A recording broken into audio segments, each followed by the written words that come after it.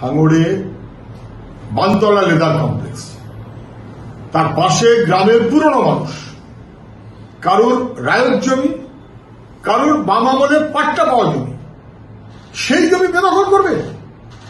সেই জমি বেদখল করার মতন প্রচেষ্টা, দুষ্কৃতি, তৃণমূলের বাহিনী, প্রমোটার চক্র, সবাই মিলিয়ে।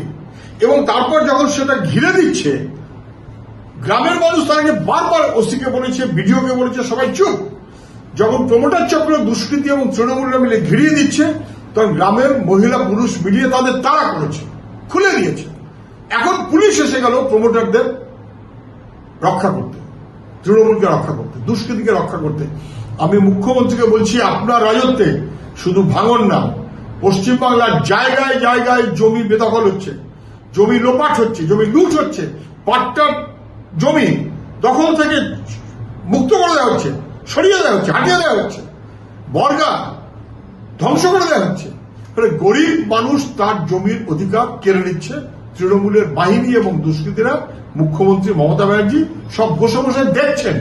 উনি জমির মন্ত্রী, উনি পুলিশের মন্ত্রী। মুখ্যমন্ত্রী বলেছেন, পরিযায়ী শ্রমিক সবাই চলে আসুন, আমি আপনাদের কাজ দেব।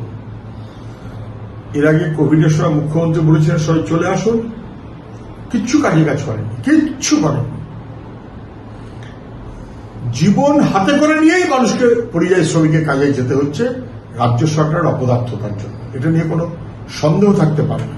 ফলে রাজ্য সরকার মুখে যাই বলুক, কাজে কাজ ব্যবস্থা করা, তার মধ্যে পরিকাঠামো করা, তার মধ্যে ব্যবস্থা করা কোথায় কোথায়? বাইরে গেলে বিজেপি ওয়ালারা নানানভাবে প্রশাসনকে দিয়ে হয়রানি করছে, হেরাস্তা করছে। এটা জানার পরেও পরিযায়ী শ্রমিক যাচ্ছে কেন? কারণ যেতে বাধ্য হচ্ছে। এ রাজ্য করবে না।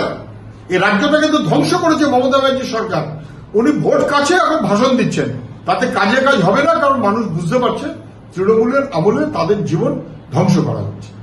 ঠিক আছে, খসড়া 65 লক্ষ লোকের নাম বাদ দিয়েছে। 65 লক্ষ, ভাবা যায়। এবং তার মধ্যে দেখা যাচ্ছে এমন বহু মানুষ আছেন যাদেরকে বারে বারে বলেছে বটে, কিন্তু তাদের নিখোঁজ করে রেখে দিয়েছে। তো পরিযায়ী শ্রমিক থাকবে কোথা থেকে?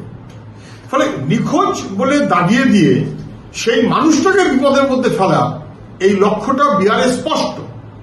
এবং আসলে বাপ ঠাকুর তার কাগজ খোঁজো, বাপ ঠাকুর তার কাগজ খুঁজে আসামের মতন ডাউটফুল ভোটার দল, এই মনোভাবটা বিহারের ক্ষেত্রে পরিষ্কার হচ্ছে। পশ্চিমবাংলাতে তাই করতে চাইবে, কিন্তু আসলে যথাযথ রিভিশন সেই মনোভাবে নির্বাচন কমিশন চলছে। এখনো পর্যন্ত তা বোঝা যাচ্ছে না। যদি তাই হতো, তাহলে কর্মসূচি শুরু করার আগে অল পলিটিক্যাল পার্টিজ মিটিং করত, যেটা করা ওদের নিয়ম, করেনি।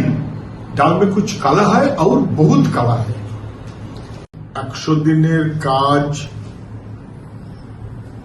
পশ্চিমবাংলায় বন্ধ রয়েছে। রাজ্য সরকার কাজ করিয়েছে, টাকা দেয়নি। রাজ্য সরকার বলছে দিল্লি টাকা দেয়নি, দিল্লি বলছে টাকা দিয়েছে, কিন্তু ওরা লোপাট করেছে, হিসেব দেয়নি। কে কোনটা সত্য, কি ব্যাপার, নিশ্চয়ই শ্বেতপত্র প্রকাশ করা উচিত ছিল। না রাজ্য করেছে, না দিল্লি করেছে। হাইকোর্টের নির্দেশের পর কাজ শুরু করার কথা। কাজ শুরু করবে কে? রাজ্য সরকার। এবং তার জন্য টাকা দেওয়ার কথা। টাকা দেবে কে? দিল্লি।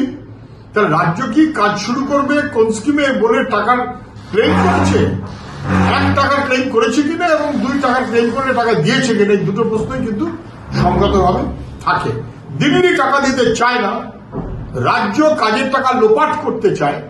কারণ এই দুজনের কেউই যখন ইউপিএ 1 এর সময়তে 100 দিনের কাজের আইন হয়, তখন তার পক্ষে ছিল না, বিরুদ্ধে ছিল। তখন বামপন্থীর 61 জন, ইউপিএ 1 মানুষের স্বার্থে আইন করা হয়েছিল। ওটা বিজেপি অথবা তৃণমূল কারণে পছন্দ নয়। এবং এরা দুজনে মিলিয়ে ঝগড়া ভাব করে আসলে মানুষকে বিপন্ন করছে। এটা না বুঝবার কোনো কারণ নেই। গরিব মানুষের বিরুদ্ধে বিজেপি এবং তৃণমূল। নির্বাচন কমিশন রাজ্যের তারা জানতে চেয়েছে বুথ লেভেল এজেন্ট নিয়োগ করা এবং কতটা করা হলো ইত্যাদি। এটা স্বাভাবিক প্রক্রিয়া। ভোটার তালিকা সংশোধন প্রত্যেক বছরই হয়, তাতে বুথ লেভেল এজেন্ট নিয়োগ করা হয়। পলিটিক্যাল পার্টিগুলো বুথ লেভেল অফিসার নিয়োগ করে নির্বাচন কমিশন। এবং তাদের কাজ ভোটার লিস্টের যোগ বিয়োগগুলো করা। কিন্তু এখন যেটা হচ্ছে ইন্টেন্সিভটা কখনো কখনো হয়। ইন্টেন্সিভের লক্ষ্যটা কি হবে, এটা হচ্ছে আসল কোয়েশ্চেন। ইন্টেন্সিভের লক্ষ্য কি এটা হবে যে বিজেপির সুবিধার্থে ব্যবস্থাপনা করা, যেমন মহারাষ্ট্র অথবা বিহারে হচ্ছে, নাকি আসল লক্ষ্য হচ্ছে মৃত মানুষের নাম বাদ দেওয়া, ভুতুরে ভোট বাদ দেওয়া, যার অ্যাডভান্টেজ তৃণমূল নিত, কোনো সন্দেহ নেই।